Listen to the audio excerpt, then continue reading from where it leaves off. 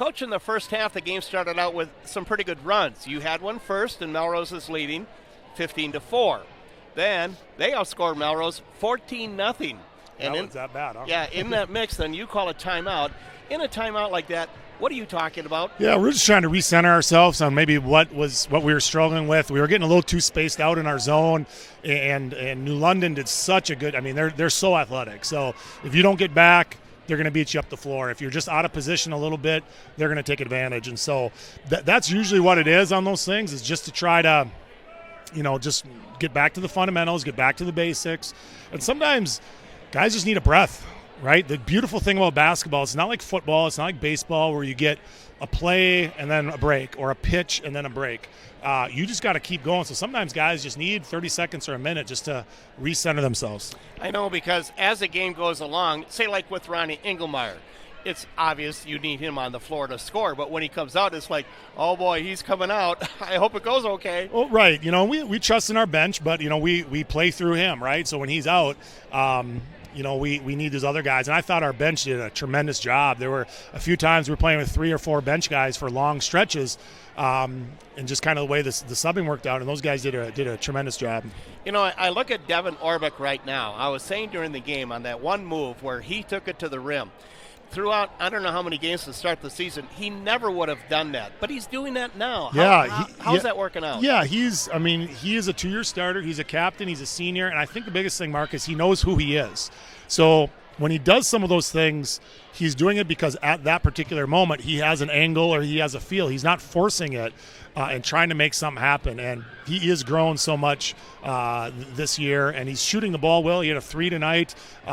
He's shooting over 70% from the free throw line. And so I think he's just playing with a lot of confidence, and he just knows kind of when to go and when to slow.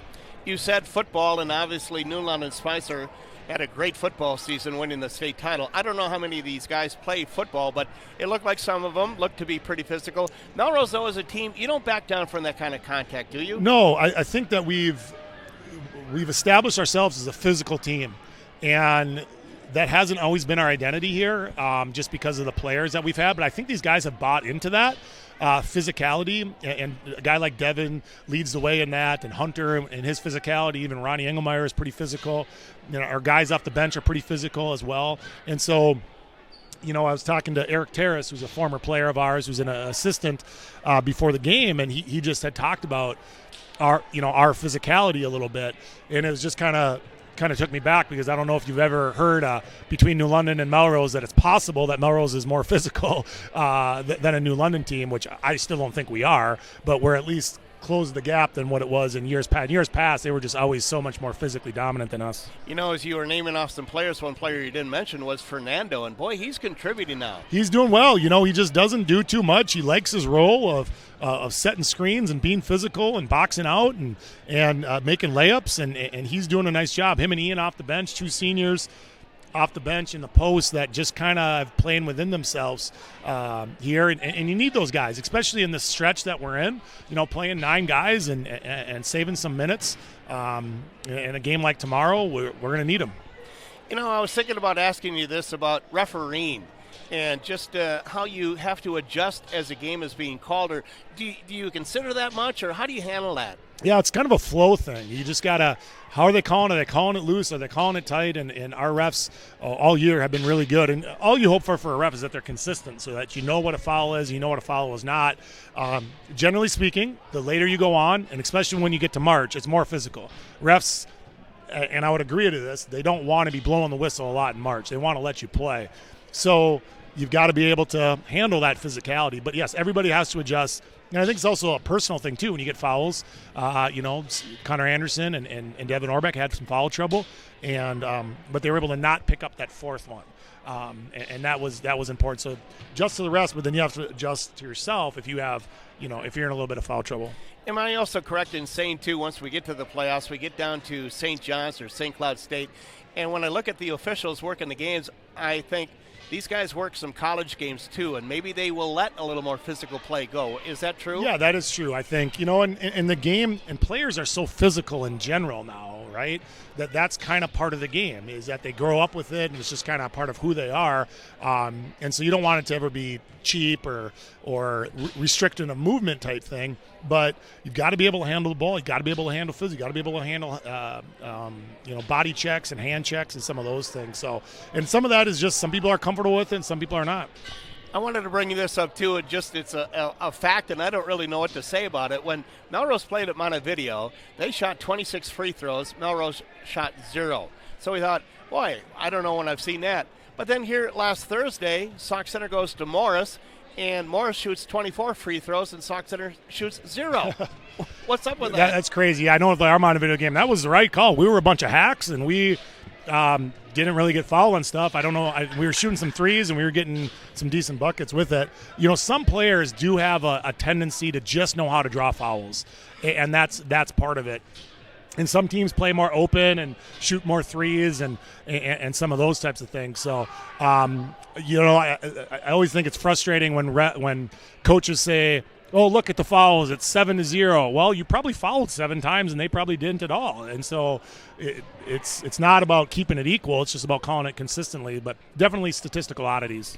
So back into the West Central Conference tomorrow, and as I say, Morris will be here. What are you looking forward to tomorrow in that game? Well, I have a feeling if any team gets to 50, they're going to win. Our games down there where neither of us got to 40, and both of us are pretty good defensively. And so it's going to be a possessions game. It's going to be, I think, a little bit more like the Annandale game on Saturday where it was in the 40s and going to be close. If I had to predict, I would predict it's going to be a 4 within a 5-point game. It's going to come down to the last 2 to 3 minutes. It's going to be a lot of good defense, and so when you have opportunities to score, you're going to have to put the ball in the hole. So, as you mentioned, Annandale on Saturday down at St. John's, and when you talked physical, I didn't see the game, but was it? Yeah, it was. Annandale's not quite as big as they have been in years past, but they're very well coached and very disciplined and play very good defense. And so it was a good game. It was kind of the game exactly we thought it was going to be, and we really felt confident in the last 2 minutes and the last 3 minutes. We felt really good. We felt we had it, and give their kid credit. He hit a shot with 6 seconds left, kind of a fade away from the free throw line that he nailed with 6 seconds left. Up until that point, the last 3 minutes, we felt really good about where we were at. But that's the way close games go.